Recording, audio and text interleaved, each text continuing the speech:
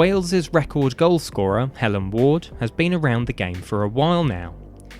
With 42 international goals to her name, she's one of the most high-profile players around. There have obviously been plenty of hurdles along the way for the current Watford captain. Plenty of highs, plenty of lows. That's only natural when you're competing at the highest level.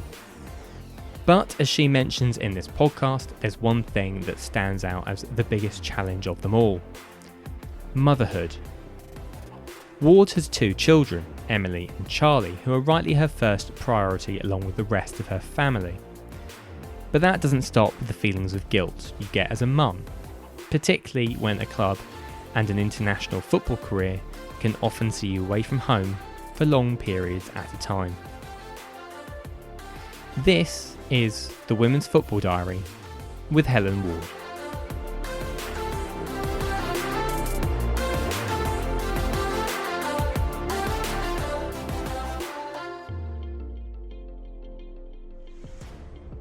Helen, a really warm welcome to the podcast, and thank you so much for taking some time out to chat to us.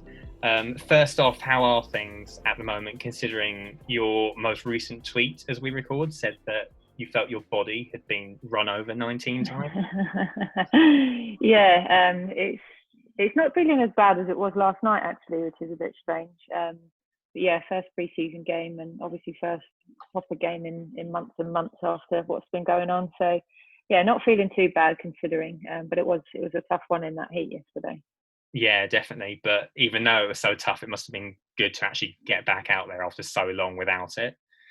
Yeah, to put the kit on and, forgetting how to put shin pads on and that kind of stuff. So it was all part of it. Very, sort of different circumstances around it. No changing rooms available for us, and, just to keep everyone as safe as possible, but also being able to play football. So it's going to take a little bit of getting used to if it carries on like that for the next however long. But just to be back on the pitch and playing and enjoying the game we love is what we want. So it's all good.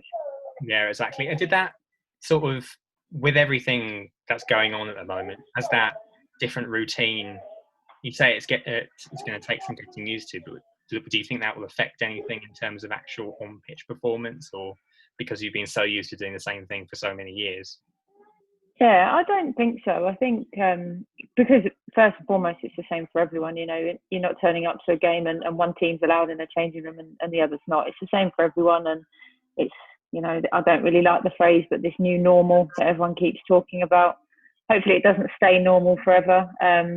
But yeah, I think, as I said, everybody's in the same boat, and everybody's so desperate to get back on the pitch that once you're actually on the pitch, you forget about sanitising your hands and all that sort of stuff whilst you're playing. So hopefully the on-pitch stuff won't be too affected, and training sessions that we've had so far have shown that it quickly falls out of your mind once you're getting there and trying to chase a ball down or score a goal or whatever it might be.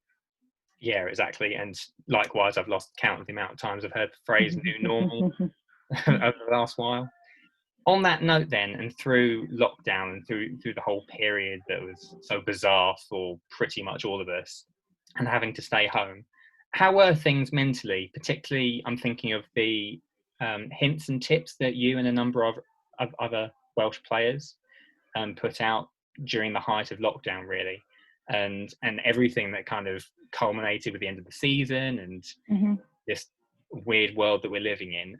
How did you personally find it, sort of being at home and having to deal with it everyday life at the same time? I think everybody's obviously dealt with it in their own way, and I'd be surprised if you spoke to anyone who didn't have days where they were finding it tough. Some days worse than others, and some people feeling it more than others. That's just natural. And in this day and age where mental health is so prevalent and so important, I think it was important for people, not just sports people like myself, but everybody, to rally around and help each other out. I'm fortunate that I've got my 2 kids, and my husband was off work for a little bit of time, having been furloughed as well. So we actually managed to have a lot of family time that we don't get in the day-to-day life. He works full time usually, and obviously I've got training and games to think about. So to have us all at home for so long was a really nice time, and we were able to have that time that we'll never get again, or hopefully never get again. Hopefully not in the same circumstances anyway. So that helped. But as I said, there were days where you think, well, how long can I do this for? There's only so much gardening you can do, and there's only so many walks you can go on. But we kept each other going. If one of us was having a low day, then we picked the other one up. And, as I said, we went out for lots of walks. We got in the fresh air and spent times with the kids, which hopefully they'll remember, rather than thinking of it as a global pandemic and a lot of sadness. They'll look at the time they got to spend with their mum and dad that they wouldn't have otherwise had to do. And another thing that kept me quite mentally healthy was we invested in a treadmill. So I was able to keep running and keep training. My husband as well, he put me to shame with some of his efforts, and especially in the 5K runs that he was doing. But yeah, that helped massively, especially the times when you weren't allowed to go out more than once, at the height of the peak and that time that we all went through. It was nice to be able to do some training indoors and then use the time outside with the kids, as I said, and go out for walks with the family rather than having to go out on my own and train and sort of use up that time in the day, if that makes sense. Yeah, exactly. And it's a similar theme when we've asked these questions before. It's kind of shown how beneficial activity and just being able to get out or using the treadmill, like in your case, has been for people during this time as well. Yeah, I'm a massive advocate of exercise. Whether it's going for a walk or putting yourself through a really tough session. Everybody's got their sort of threshold that they want to train at. But just getting yourself moving, giving yourself even half an hour a day of your own time. As I said, the four of us were at home, which was great, but sometimes I just needed my own space, and it was kind of, right, I'm going to use the treadmill. Leave me be for half an hour, and then I come out, feeling a bit more refreshed and, ready to go again. So yeah, I'm a huge advocate of it, and even more so during what we've gone through. Being a parent as well, during lockdown, obviously you've mentioned how great it's been having that family time that we probably wouldn't have had otherwise, 9 to 5s and being as busy as you are yourself. Has that been a bit of a mix as well? Because if I look at some of my colleagues, for example, who are having to homeschool while also doing work at the same time, how's it been trying to, I suppose, keep them entertained throughout that period of time as well? Yeah, it is tough. I'm luckily, Charlie's only 2 and Emily's 5, so she's in reception. So there was an element of her homeschooling, but it wasn't too taxing for us. She didn't have to do sort of reams and reams of writing and that sort of stuff. It was more a lot of what they do in her age group is learning through play and going out and experiencing real life. So we were able to do that, without actually having to sit down and say, right, this is your schoolwork. We kind of went down the route of let's try and help her learn as we go. And she's quite good at picking things up and asking lots of questions. So hopefully we haven't done her too much of a disservice. And she actually did go back to school for 5 or 6 weeks towards the end of term, which was nice for her as well. But yeah, it is tricky, especially, Charlie's got no idea what's going on. Emily understood it to an extent. But when you go and see grandparents from a distance and you're not allowed to go and touch them or hug them, and him saying, "Nanny, no hug," it sort of breaks your heart a little bit, because we are very close with both sets of grandparents and they're used to seeing them a lot. So that was probably the hardest part of it, was explaining that, no, we can't go and see them today. And, it's going to be a little while until we can go back to being at their house and enjoying cuddles. So that was the hardest part for sure. Them not understanding fully the seriousness of what was going on. When you say things like that, it just sums up how bizarre, doesn't it? I was just going to ask as well, with the season coming to a close as the way it did, was there an element of you sort of having to mentally reset when, from the sporting side of things, it was all geared on the league season, possible promotion, and then it just stops? How do you then readjust to that when it just comes so unexpectedly at you? Yeah, it was really difficult. Obviously, to begin with, we didn't have too long actually where we were unsure of what was going to happen, but there was a period of maybe 3-4 weeks, a month, where it was kind of geared towards keep yourself fit in the case of maybe going back to finish the season, make sure you're ready for it. But when it became clear, as I said before, how serious the situation was, our league actually made a decision fairly quickly. I'm not going to get into the rights and wrongs of it. It's happened now, and we've dealt with it as a team and as a squad. But obviously, once that decision was made, even though we were half expecting it, it was disappointing, and it was tough for us to get our heads around because of the work we'd put in. As every team, that had the same situation, every team in our division, everybody had put the work in and worked hard for however many points we had on the table. And as a group, the way we were playing, the way we were on a good run of form, especially in the league, we haven't lost since I think September in the league, and we felt really, really confident. We had 3 games in hand, so although we were sitting in second place, we felt we had what we needed to go on and win the title and get promotion. So for that to be taken away from us was really tough. And there was a period of time for myself personally where I thought, why am I bothering with this training? Why am I keeping myself fit? I've no idea when we're going to play again, and when we do, it's not going to be in the league we wanted to be in. And it was kind of I had to talk myself round and give myself a little bit of a mental break. And actually, I did the 2.6 challenge, which was running I chose to do 2.6 miles a day for 10 days to make up the marathon distance, which was to try and raise money for charities that missed out. And actually doing that without a football focus was quite nice for me, because it was doing something that hopefully helped somebody else whilst keeping fit, but not with a football in mind, which I think for me did my mental state the world of good. And once that was over and I'd given myself, I think I had a week or 2 off after that, I was ready to go again. And as I said, as a group of staff and players, we've got our heads around it, and now obviously we're in the middle of preparing for hopefully just a more successful season next time round. Yeah, that 2.6 challenge you mentioned is a perfect example, because it's something we did with the podcast. Well, we did it as a team. Kate Borsay of the Offside Rule, she was part of our team, and like you say, it's just a nice mental break from everything that was going on. One thing that I've heard a lot of people saying about this period as well, this is my final lockdown question, if you like, is just how it's forced them to reassess what is actually important, whether it's people who were focused with their jobs, or perhaps in this case, a footballer who is so dedicated and focused on their footballing career. Is there anything this period has forced you to reassess and think, actually, that's more important than whatever else I've got going on at the moment? Yeah, I think you do reevaluate. And as I said, at the time I've spent with the kids, you kind of think, well, I need to make more time for that.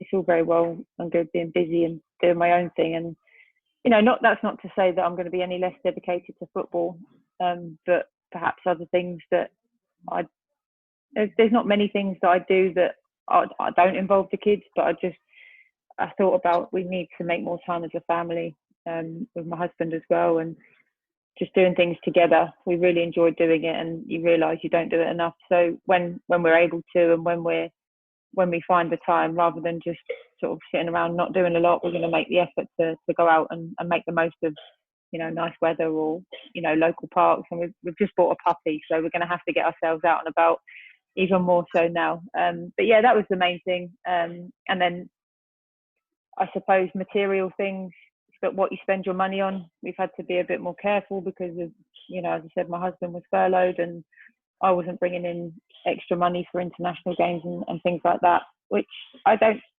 tend to rely on, because you never know when the next camp's going to be. If I don't get picked, I don't rely on it, but it's nice to have, obviously. So we've had to watch what we spend, and it makes you think, well, do I need that extra pair of trainers, or do I need to go and buy this, that or the other, and that sort of thing. We managed to save a bit of money as well. So just little things that will all add up, hopefully, and change some not so good habits into better habits as we go forward. Yeah, exactly. A little bit of a refocus, and if anything's going to keep you busy, it's going to be the new puppy. So. Yeah, exactly. This is the Women's Football Diary by Sportspiel, available on Apple Podcasts, Spotify, Audio Boom, SoundCloud, or wherever you get your podcasts.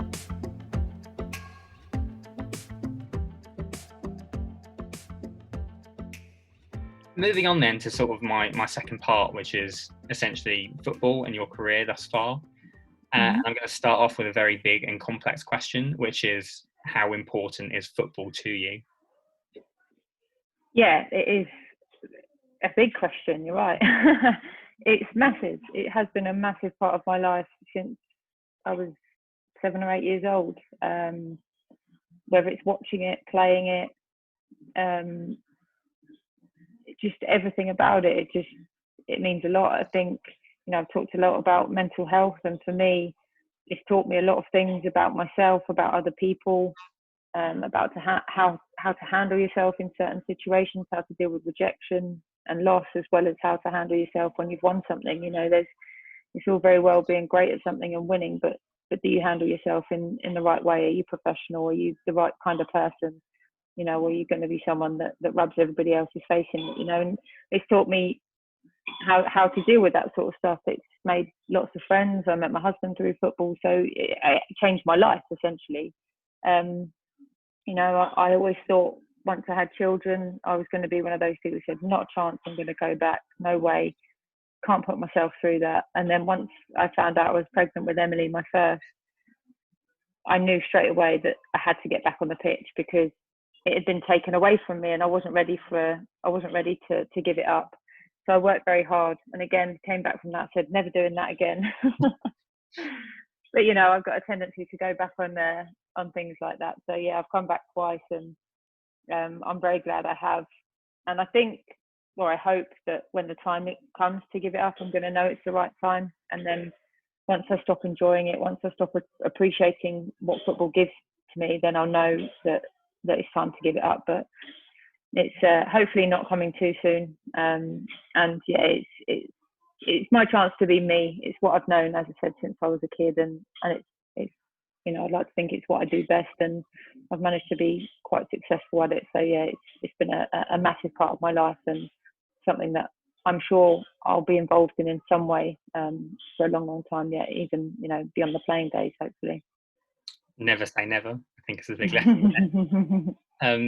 For people who obviously haven't kept track of every part of your career, you've been back at Watford since 2017 now, and it's obviously the club where you started your career as well. So it's kind of come nicely full circle, with spells at Arsenal, Chelsea, Reading in there as well. What do you think has been the biggest difference between Helen Ward, the player in your first spell at Watford, to Helen Ward, the player now? Other than name change, I was Helen Lander when I was at Watford the first time round. But yeah, I've gone off and experienced different teams, different environments. Football as a whole has changed, so it's not all just down to me changing as a player. It's become obviously much more professional, even in our division. When I was at Watford, I can't even think how many years ago, 12 years ago maybe, even no longer than that, 15 years ago. We trained once or twice a week, but in the top league, whereas now we're in the third tier, and the whole setup is a world away from where we are. So although we're in a lower level in terms of the tables, we're on a much sort of higher level in terms of expectation, facilities, the way we're expected to handle ourselves, the professionalism we're expected to show. So I think that shows how far football's come in that time. On a personal level, I think, I've obviously experienced a lot of things, and I like to think I take that into my game, how I play, probably more of a team player. I don't think I was ever a selfish player, but as a forward, you can become that at times. But I've adapted my game as I've got older. It's not all about trying to be the fastest player running in behind. I've added things to my game, tried to be a bit better defensively. Not sure I have become better defensively, but I've tried. And just, yeah, my all-round game's different. I've, realised the need for strength and conditioning, and, making my body stronger and able to cope with the demands of football now. So yeah, lots of little things that I think my general traits have stayed pretty similar, the way I like to play, but just tried to add little bits to make me a more rounded player, if that makes sense. Yeah, definitely. In terms of managing the expectations as well, because like you say, you look 15 years ago, and even though you're in the top tier, it's nothing like the demands, I suppose, and the expectations that are put on players now. Yeah. Were you always that way inclined, that you were kind of always putting so much pressure on yourself that you didn't really have to deal a lot with that expectation, or is that something you've had to learn along the way as you've grown and become more experienced in the game? No, I think I've always been that way. I think the way I've been brought up, my parents, both very sporty, both very competitive, and both of the opinion of, if you're going to do something, do it the best you can. Don't do it half-hearted. If you're going to do it half-hearted, you might as well not bother, because you're not interested in it. And that probably goes, if I look back at my time at school, the subjects I liked and was interested in, I gave everything to. The subjects I wasn't so interested in, I might as well have not been there. So I think with football, because obviously it means so much to me, that I can't ever turn up to a game or a training session and not give my all. Even if I'm not feeling great and I'm thinking, do you know what, I'm going to take it easy tonight. Once I get going, I can't do it. I've got a mental block and I have to give everything. And if I don't, then there's that guilt of, you should have done more, you could have done more. And I don't ever want to come off the training pitch or the match after a match and think, you haven't done enough there. You could have, even if you're having a bad game, you can always put 100% effort in. And that's something that I've had in my career throughout, since I was 8 years old. I've always tried to give it everything, and I've always wanted to win. I feel really disappointed whenever we concede a goal, lose a game. It hurts the same as, now as it did back then. So yeah, it's definitely part of my personality for sure. In terms of mental blocks, it's probably a good mental block to have. Yeah, it's not a bad one to be fair. Obviously, there's a lot of successes along the way as well, be it winning WSL, winning the FA Cup as well. But what do you think, if you had to pick a highlight or a couple of highlights, are there any that stand out to you as ones you'll always remember? Yeah, I'd probably say there's a couple from each club that I've been at in each stage of my career. So if I go back to Watford, the first time it was winning promotion into the top league for the first time in the club's history, and in doing so, we competed really well in the middle of the table. We were never sort of the whipping girls of the league, and that was something that was great because we were a small team. We're close in terms of location to Arsenal, very close if you look at our training grounds now, and so you're competing locally with a side like that. So for us to come up and give them a game twice a season and compete at the right end of the table was really, really proud moment. And I think I was made captain the year after we went up as well, which was obviously a very proud moment for me. So that would probably be my highlight for Watford. And obviously moving to Arsenal, being involved in the title winning teams and experience in FA Cup finals and winning trophies, obviously that's gonna stay there as a really good memory forever. Scoring, I think I scored on my debut as well, which was sort of a weight off the back when you're a new signing coming in. When Kelly Smith's off to America, you kind of got big shoes to fill. I'm not suggesting I ever got anywhere near filling them, but it was nice to get off the mark nice and early on my debut as well. So then moving on to Chelsea, making an FA Cup final and scoring the opening goal. Didn't end how we wanted it to, losing on penalties, but yeah, again, just experiencing big games and big moments and big crowds. That was probably the highlight of my Chelsea career. And then, of course, at Reading, we won promotion from what was called WSL2, now the Championship. We had a fantastic season. I think we lost once, maybe twice all season, and won it on the final day with a really good performance away to Aston Villa. So that day celebrating with the title was amazing. And that was at a time where, the WSL was becoming professional as well. So for us to go up and really be competing and training during the daytime, it was a turning point in, women's football in this country, as well as, the careers of the people involved in that team. So those are definite highlights. Internationally, it's hard to pick one. Fortunate enough to have played 90 times for Wales now, and scored 42 goals as well, which is, if I could make that as one whole big highlight, my Wales career, I definitely would, because it's something that I'm incredibly proud of. And hopefully there's a few more caps and goals to come. But if someone said to me, no, you can never play for Wales again, I'd be super proud of what we've achieved as a nation and a team so far. So yeah, lots of really big highlights for me, that I can't really pick one from. But yeah, just fortunate to have had so many, I suppose. Yeah, and like I say, there's a whole load of them really that definitely sound like special occasions. You can take that on for the rest of it beyond when you actually finally call it a day with regards to playing. And I don't know if this is perhaps because we as society are getting used to the idea of the WSL being fully professional, because it's obviously just only relatively recent that's actually come in. And it almost seems weird to think of a player like yourself never actually having a professional contract at any point. I'm not sure if that's something you would ever wanted the opportunity to have, or whether that almost suited you to some extent. I would like to have had the opportunity to have tried it.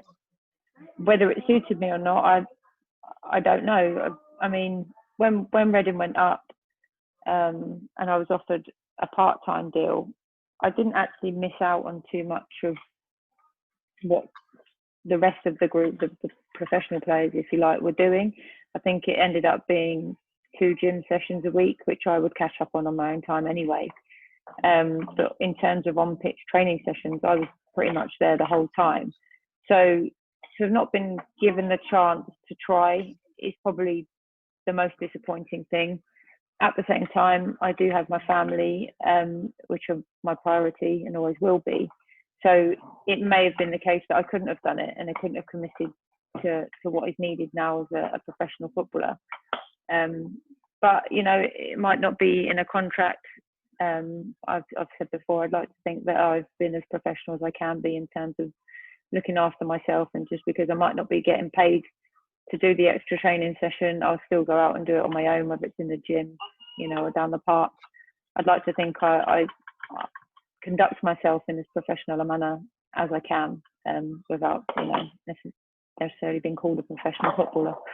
Yeah. Does part of you, this might sound a little bit unfair, but does part of you maybe wish that you'd started like 5 or 10 years later down the line? So you know, a few people have asked me that, and my honest answer is actually no. Just because I'm quite proud of where I've come, but football as a whole, and to have been part of that growth, along with many other players, you know, around my age, older and slightly younger. I think without that time, maybe you don't appreciate what there is now. And some of the younger players coming up, it's fantastic for them. It is that they've got that dream of being a professional footballer. But I don't know that if that would have suited me. Again, I don't know when I was younger if that's what would have driven me on to be my best. It wasn't about the money and the contracts for me. It was because I enjoyed it, and maybe that pressure of trying to secure contracts would have taken that enjoyment away and potentially affected me as a player. It's all ifs and buts. You don't know how I would have reacted if someone said, look, if you carry on the way you're going, you could be a full-time professional next year. And suddenly that's like, oh, okay. And you've got that pressure, like you said. Whereas for me and players of my generation, we played because we loved it, and that's maybe what made us the players we are. So it's a bit of a deep answer, but yeah, genuinely the answer is no. Do I wish I'd have had a chance over the last few years? Probably, but I wouldn't change anything just because of that. I'm quite pleased with my journey and how it's come about. Yeah, I'm all for deep answers. To me, it kind of strikes me as if the love side of the game is probably the most important factor, regardless of whether there's a professional contract up for grabs or not. And I don't know if that's something you see kind of ring true with all the players that you've experienced in time, that the ones who do go on to be the best ultimately love it first and foremost. Yeah, and I think, you know, this isn't me saying that the younger players have got different motives or motivations. I'm sure that every single person, in women's football in particular, because it's not the multi-millions that you see the men earning, it's not the career that is going to pay you the most money. If you sat down and worked out what you could do when you're older, women at the moment, football for a woman, that is not going to be the one that's going to be top of your list in terms of earnings. So of course, every single person that plays and gets to the level where a contract is on the table it will have started from that initial love of the game. But once you get to that point where you're fighting for a contract, it could potentially become a distraction, and more external and internal pressures that are put on yourself, rather than, as I said, just enjoying the game for what it is, if that makes sense. Yeah, that does make total sense. Yeah. In terms of, this is something you've already touched on, but becoming a mum while you're a player as well, and we looked at, say, some of the achievements that Sarah Wiltshire, off the top of my head, achieved once she became a mum and then came back and started banging goals, just like she'd never been away. And maybe if you look at the athletic side of things and what Jess Ennis-Hill did after she became a mum and then came back and became world champion, how tough is that road actually to coming back to being match fit, being at the top of your game again once you've taken that time off to become a mum? Because I get the feeling that perhaps some of it take that journey for granted. That's what some people do.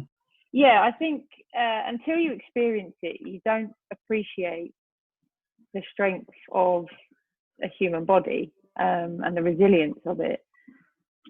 But also on the flip side, that it doesn't just happen.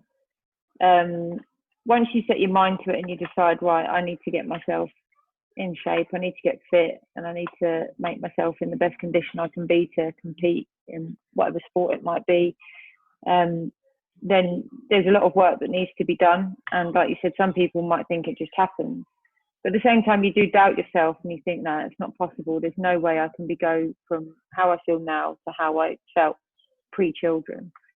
So that's where that resilience and the strength of your own body comes into it. So it's just learning the best ways to do it. Every single journey is so different.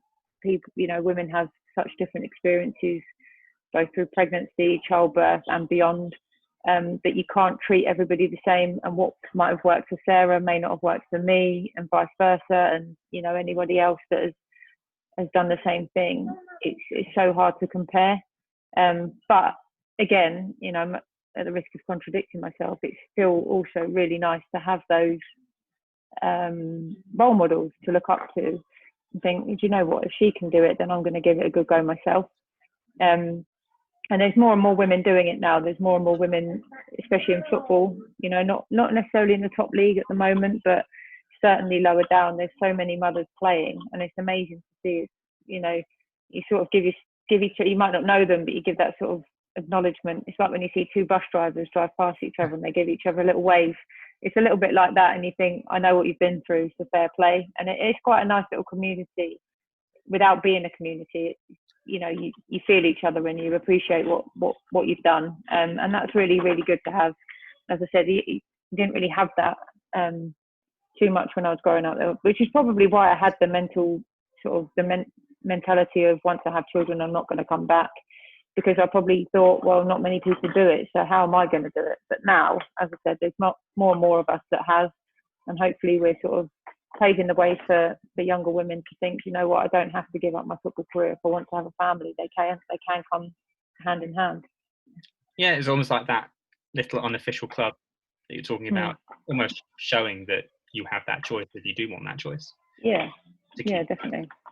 In terms of challenges then, while we're on with challenges, what do you think has been the biggest challenge up to this point in your career? I would say it is motherhood, and the balancing act, not just the physical side, definitely, but the mental side, the guilt that you get. Should I be carrying on with a football career when I've got children to look after? As you can hear them in the background, that's probably the biggest thing. And also, feeling guilty for not being with them, but also feeling guilty that I'm relying on parents and grandparents to look after them while I go and pursue my football career. They've given up a lot of time to help me, because obviously, as I said, my husband still works very long hours in his job. So there are times when either one of us can't be at home, so the children are shipped off to nanny and granddad's or nanny and papa's house. So that side of things, especially with trips away with Wales, it's long times, 10 days a week that I'm not with them. And I know that it's hard looking after children, so there's the guilt all round for that. But thankfully, my my husband and my family are very, very supportive, and they've never ever said, look, you know, don't you think it's time we gave up and, you know, spent more time at home? They've never ever said that, and I don't think they ever would unless they thought it was something I wanted to do. So I'm probably one of the lucky ones. I know not everybody has that and has somebody that can help them out, but I am one of the lucky ones. And even then, it's still probably the biggest hurdle I've had to or continue to overcome in terms of football as well. Yeah, a juggling act that continues pretty Yeah. much day in, day out, doesn't it? I can't really round off chat about the career without touching on Wales, like you've already mentioned, and the 42 goals, which is always the standout statistic, because I don't think you're ever mentioned in an article without Wales' leading goal scorer or your actual name. So that, I presume you can't ever get tired of hearing that. But I mean, how have you seen? We've talked about how the club side has developed in all that time, but how have you seen the international side and specifically Wales setup change in that time as well? Yeah, so 12 years ago, we had a part-time manager.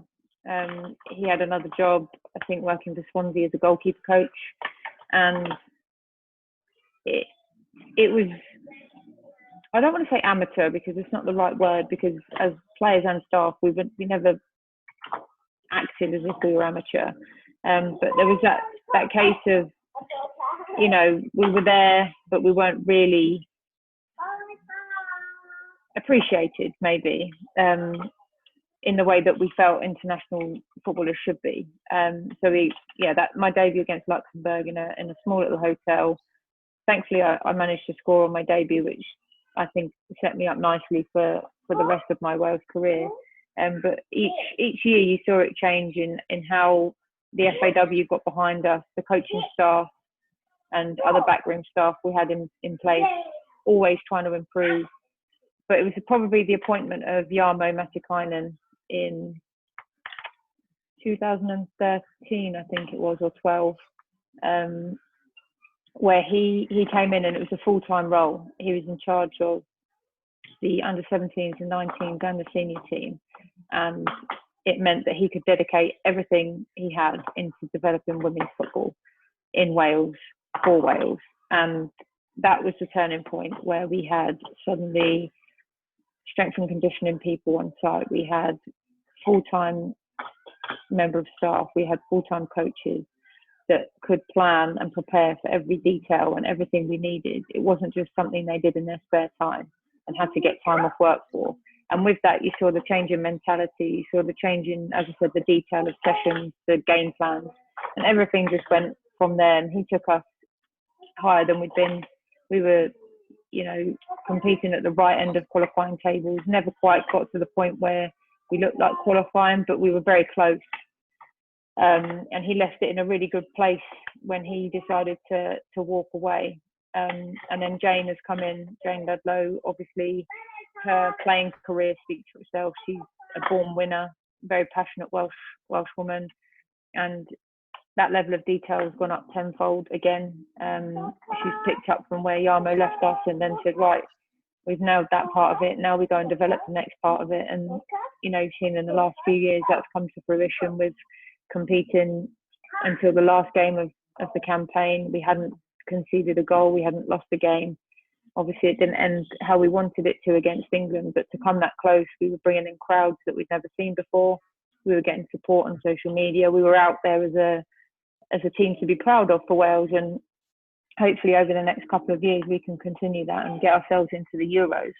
But it's just the turning point definitely was the FAW deciding to appoint a full-time coach, and then that as players showed us that they had the belief in us and were going to invest in us, and that we could then turn up and give everything to the badge, and that we'd be sort of not rewarded but would be appreciated, and it would be even more worth our while because we were doing it not only for ourselves, which is enough anyway when you pull on your international shirt, but we knew we were doing it for other people as well in terms of the FAW and the fans that we now get at games. And you mentioned Jane Ludlow there, and that's part of my next question. In terms of her influence on Welsh football, considering I think she was a teammate of yours before as well, and now she's your national team manager, how do you sum up sort of the influence she's been able to have on Welsh football and where it is now? Yeah, I think she attracted attention as a player because of the type of player she was. She stood out in games because of her aggression, her ability, her work rate, her tenacity, all the things that you want in a player and a teammate. Never the sort of thing you want to come up against, but something you always want on your side. So she sort of raised a profile in her own way in her playing days. So then when she got the job, everyone was like, okay, I know her. Yeah, let's see how she gets on. And the interest grew. I think to begin with, she probably struggled a bit to adapt to going from being our teammate to our manager, because as you said, she was a teammate of quite a few of us that are in the squad, and to then be the one making the decisions about your former teammates, whether they're in the squad, in the team, that's quite hard, because I'm sure she's been part of conversations with many of us as a player, saying, oh, you should be playing, blah blah blah. Then when it comes to her picking the team, it's a different conversation. So I think that was quite hard to begin with, but she, it's nothing like a problem now. And she's a winner. And as a player that if she's asking you to do something, you can't really say no, because you look back and think, I know she'd have done that for me when she was playing. I know she'd have run that extra 100 metres as fast as she could to track back and win a ball, or I know she'd have given everything off the pitch to make sure she's in the right condition on it. So you can never look at her and say, I'm not going to do that, because she would do it herself. And I think that's a good example of a leader. Is to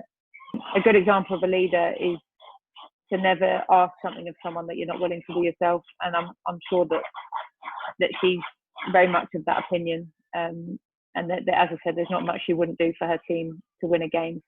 And I suppose looking ahead to the Euros as well, the Euros in 2022 now, as we have to get used to calling it. And I suppose that ultimately remains like the main ambition and achievement, is to get Wales to those finals. And I remember, I think it was back in December, we spoke about possibly calling it a day in 2021 once that had been achieved, but I'm not, judging by the way you've spoken already, it's kind of like we'll see how it goes first, and based on the never say never lessons we've already learnt in this chat, I guess it's still very much take each day as it comes and see how you feel really when it gets to that stage. Yeah, for sure. I mean, in an ideal world, we'd be sitting here now just about to embark on our final qualifying game against Norway, already, either in with a shot of qualifying or already qualified. But that hasn't been the case, and I'm hopefully not going to be able to retire next summer. But of course, a lot of it depends on whether Jane wants to keep picking me in her squad. I'd have to prove myself throughout the next season, and we've got 4 really big games left to go and finish it. So, by December, I'd like to think I'll have a good idea as to whether I've got 6 months in my career left or 18 months. Our aim has always been the same. It's been to qualify for a major tournament. There's a core group of us that are sort of closer to 30 than not. In my case, obviously, a few years over 30. And we sort of, without actually physically getting together as a group, we sort of felt each other and understood that we needed to give it one last go after the disappointment of the World Cup campaign. That took a lot of getting over, and I'm sure I wasn't the only one that thought about giving it all up then. But yeah, we've committed to another campaign. Obviously, we're halfway through at the moment, and as I said, as long as I'm fit enough and I'm available, if Jane wants to pick me, then I'll make sure I'm there. And hopefully my career can carry on until 2022, and I can be bowing out as a 36-year-old having represented Wales in a European finals. But it's a long way off at the moment, and you never know what's around the corner. Global pandemics or injuries, you don't know what's going to come. So that's kind of my ideal timeline, but as you said, it is taking each game, each day, each month as it comes, and trying to do as best we can with what we get. Yeah, I hope we've hit our quota in terms of global pandemics. So fingers crossed. I didn't enjoy the first one, so I'd rather not have another one. One is just fine. I don't really need any more. Yeah. There's plenty of people who will back you in that mission, considering what you've done for Wales so far. And like we always say, age is just a number. So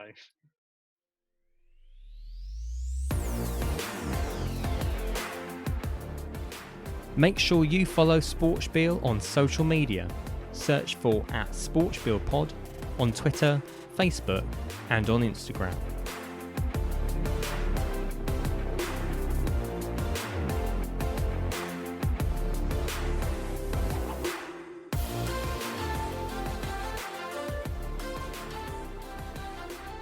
Sort of my final section really, and it's only something that cropped into my head this morning. I'm not sure if you've seen the BBC Sport study that came out this morning in regards to social media, and specifically social media with women's sport. And what they found was that a third of sportswomen essentially had suffered trolling in some form on social media. And considering the efforts loads of people are trying to make in pushing women's sport and pushing women's football to get ultimately the recognition it's deserved for so long now, how important is the social media side of things in trying to, I suppose, A, change attitudes, but B, push the sport into a place a lot of us wanted to see it in? Yeah, it's social media's been massive in women's sport, but the bigger women's sport or women's football gets, the more attention it's going to draw, and not all of that will always be good. So I don't want to say, oh, you know, if you want the attention, you have to take the bad with the good. You do to an extent, but some of the bad is never okay. Whether that's towards women's sport or any other person on social media. And I think it's finding that balance that, yes, you will always get people that want to just have a go for the sake of it. And a lot of that you can ignore, and you can say, you know, that your opinion is not valid and I don't have any interest in it. But when it becomes more personal or it becomes abusive, that's the point where you say, no, that's not okay. And it has to be dealt with either by the platforms that it's on, or, you know, if necessary, then go to the authorities and the police. I'm lucky in that I haven't had anything too strong aimed at me. I've been involved in the odd Twitter spats from time to time, but I quite enjoy them, if I'm honest. But yeah, it's been so big because women's footballers, I feel like we're quite approachable. We're quite in touch with our fan base and the people that engage in our sport, which is something you don't necessarily get with a Premier League player, for example. Often their accounts aren't even run by themselves, and you don't get that personal engagement. So it's a way for us to engage, and then hopefully bring in more people to watch games or take an interest in games. And that's a tool that we have to utilise. But again, you have to get that balance that people aren't abusing it and, you know, using it to get to us because they know they can, but in a negative way. So it's, yeah, as the sport gets bigger, it's something that, I don't know, maybe needs to be looked at in terms of regulating what people can and can't say to you, and what you should and shouldn't post, I suppose. But you don't want to take too much of the freedom away from the player, because it is what makes us a bit more unique, and that we are a bit less restricted than our male counterparts sometimes, and that's the beauty of women's football. Yeah, it's something I've always, it's been like a key characteristic really for me anyway, the women's game, and how approachable the people are in it versus, say, the men's game. Yeah. And I suppose the social media side of things is something I see in my job, working for Hearts Live as I do, and particularly when the Black Lives Matter protests were happening, and the amount of stuff I had to delete from the website and from the Facebook page was, it was essentially another full-time job basically on top of what I had to have, which was very depressing at the time, obviously. But yeah, that's something that we've always been bringing to the football side of things as well, with players taking a knee before the start of games actually begin. I'm not sure how you feel about how we should perhaps start policing these social media platforms a little bit more. Yeah, I mean, I'm not sure about all the laws behind that kind of thing. You know, I've seen the argument, and then I've seen people say, oh, you can't have people do that because not everybody will have a driving license, blah, blah, blah. But then you think, well, it's the same as driving a car. Not everybody has a driving license, but you don't allow everybody to drive a car. because they haven't got one. So if you haven't got a form of ID that's acceptable, then maybe you can't use certain things, and that's just life, the same as it is with everything else. But there certainly has to be more done to prevent people being able to create these faceless profiles. You know, okay, you've banned one profile, but I'll just go and open up another one, create another email address, and go again and keep abusing it. That can't be allowed to happen. I don't have the answers. If I did, I'd probably be really rich and able to put it out there. But yeah, there has to be more done, and I think there has to be more willingness shown from the owners of Instagram, Facebook, Twitter, whatever else you know, people have access to without very much. I don't know what the word is, but without having to try too hard.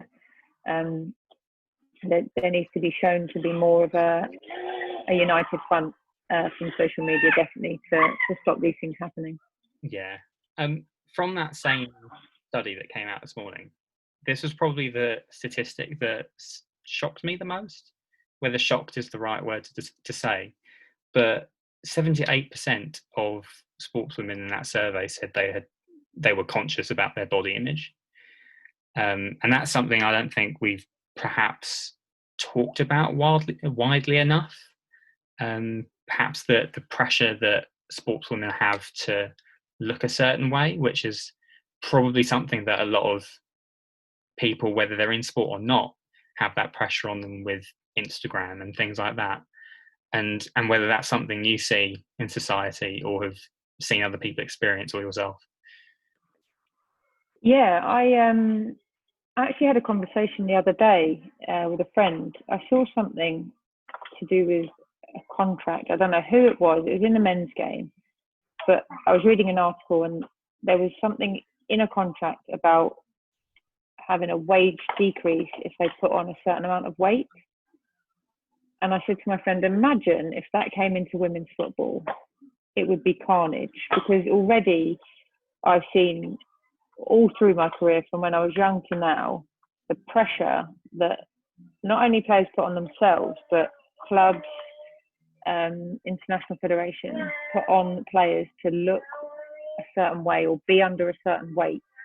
And I think it's a really, really dangerous place to put players in, because women and men in general, especially now in the Instagram era where everything needs to look good for the gram, nobody wants to be photographed looking anything but their best. But there's, again, I keep saying fine balance.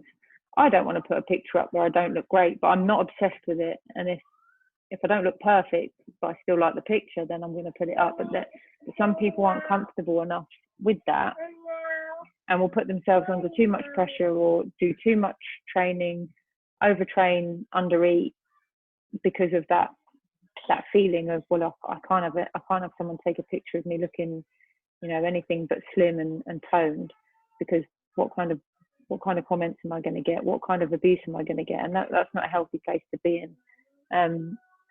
So it is body. I'm not surprised by that stat at all. I mean, I'll say, obviously, I try to look as good as I can. I'm not obsessed with it, but I am aware of what I look like and my body image. And I probably, if it went a certain way, I wouldn't want to be photographed. So it is a really, really delicate subject, and one that's hard to broach.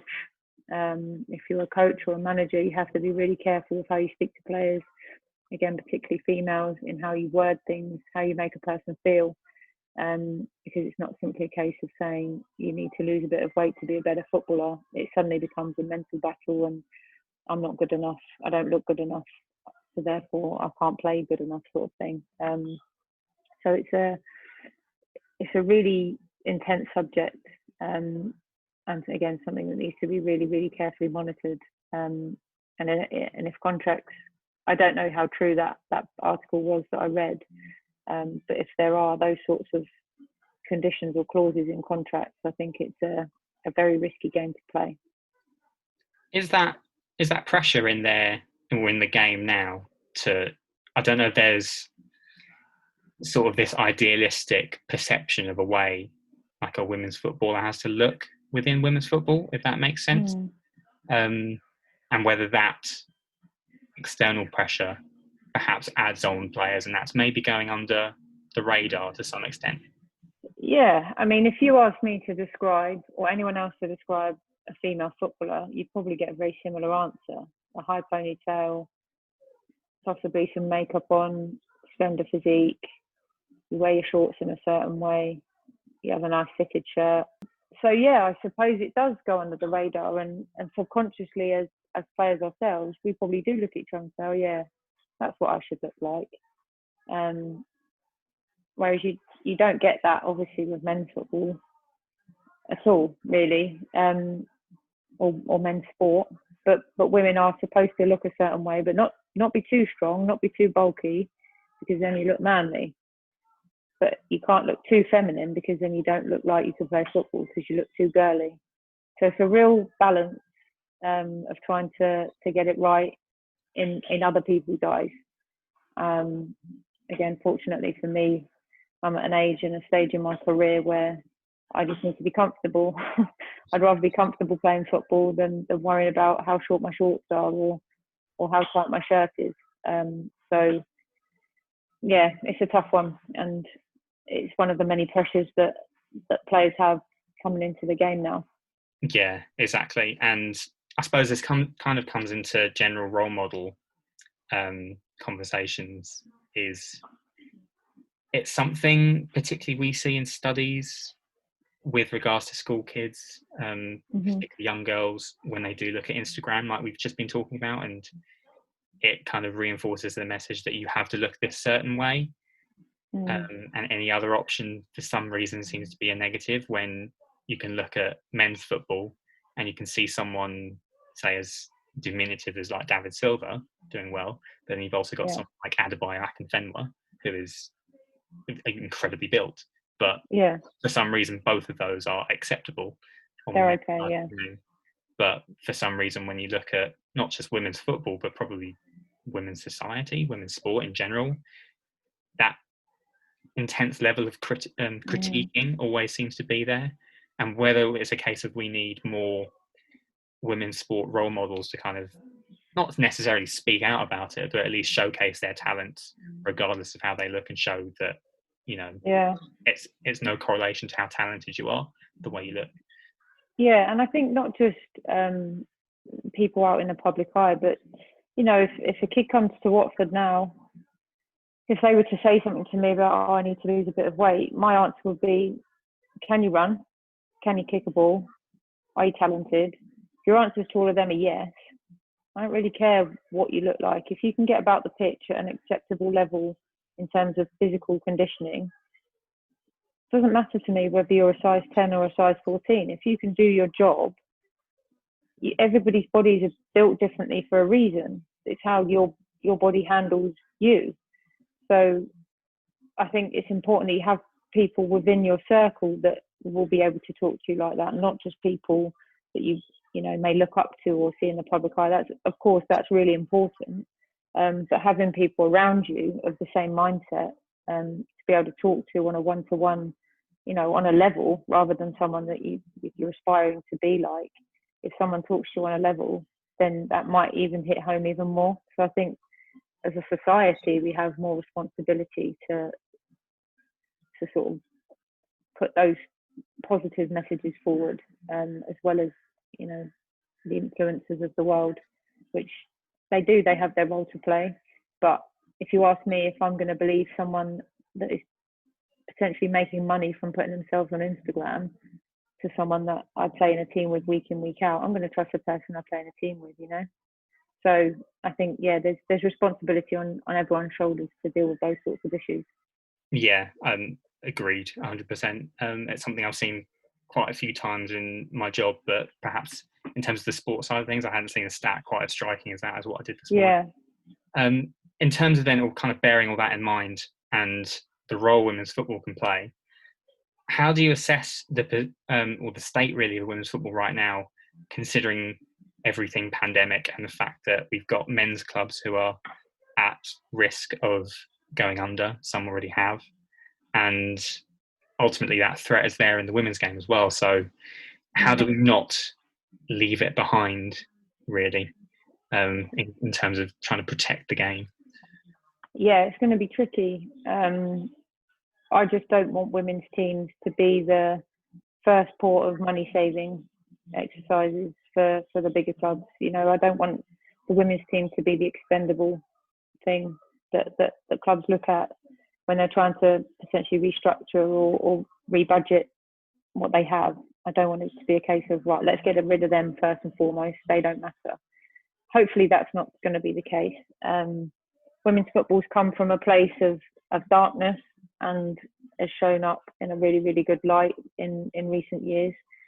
I think we perhaps will have to take a step or two backwards, but hopefully not permanently. I think if we do that, this opportunity, this time, I think has been an opportunity to really sit back and reevaluate how women's football works in this country, in Europe, in the world, really.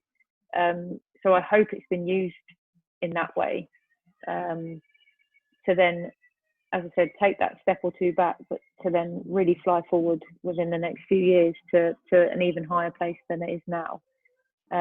Whether it has been treated as such, as an opportunity, I'm not sure I'll ever find out, but I'd like to think those in charge would say, let's reset, let's look at what wasn't going right. We've got the time now to try and sort it out and make it better in the future. And if they've done that and it becomes better than it is now, then obviously it's going to go into a really good place. So yeah, we're a resilient bunch, the people involved in women's football. So hopefully that shines through. And, you know, same with men's football, the clubs that are sadly struggling at the moment, hopefully that doesn't go on forever and football can pick itself up and give a lending hand, because we've seen how well the football community can come together.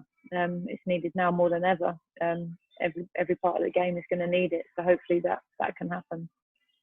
Resilient bunch is probably the best description community out there. My final question then, before I wrap up, and that's really regarding the new season that's upon us. Ultimately, what can we expect from Watford, and what are your own ultimately personal aims for the campaign ahead? Yeah, I think it's probably quite straightforward for us. Our aim is to win the league and win promotion. It's not as simple as that. As we all know, the teams around us are going to look to improve as we are. We signed a couple of really, really good players with a lot of experience that we're hoping to jump us up even to the next level that we were on last season. But we're going to be the team to beat, I'm sure. You know, we're attached to a big club. Unfortunately, not a Premier League club at this point in time anymore, but we're part of a big club, and I think a lot of clubs understand that we're lucky in the facilities we get to use. So we're a bit of a coup for many teams. If they beat us, it's going to be a good day for them. And that's not me being arrogant or saying that we're better than anyone else. I think it's just the reality of being part of a big football club. And that's up to us to deal with the pressures. We've got a very good balance now of age, of experience and youth. We've got some really, really talented youngsters that a couple of them came and played for us yesterday in a friendly, and they showed up really, really well. And then you've got, you know, I think 3 of us now that are over 30 that have been around the game for a long time, a couple sort of between 25 and 30 as well that have got a lot of experience and, you know, a lot of balance in the team in terms of positions as well. The core of the team's great, and everybody that's part of the squad is really pulling in the same direction and has the same ambition. So for us, the aim is very simple, and my personal ambitions are pretty much exactly the same. I want to be leading my team out on the final day of the season, ready to collect a trophy at the end of it. You know, there's not much more to it, to be honest. But like you say, easier said than done, isn't it? But yeah, ultimately, I think it looks set to be a successful season, and hopefully in terms of women's football as a whole, we can see another sort of boost in the momentum from what we saw last year, even though we didn't get to see out the entire campaign. But this time, hopefully, we'll get to see it to its conclusion.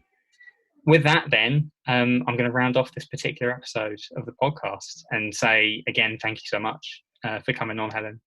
And definitely, I think one of the broader podcast chats we've had on this show.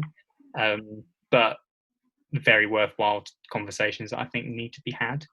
So who knows what the future holds, but hopefully it might spark something, and we'll see where things go from here. So with that, ultimately, thank you so much, and look forward to seeing what the new season's got to hold for you. No, thank you for having me. It's been a pleasure. Apologies for the little interruptions we had, but hopefully that just added to the feel of the whole thing. But no, Exactly. It's been a pleasure. Fine. Thank you for having me. We've heard far worse things on this podcast. Thank you so much.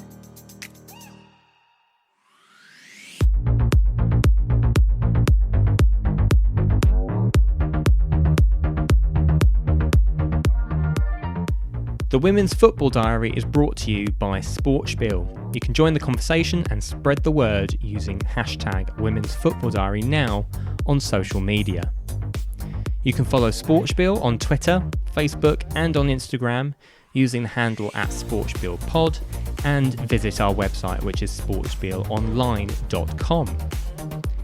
The Women's Football Diary returns next Friday with Reading and former Chelsea defender Deanna Cooper.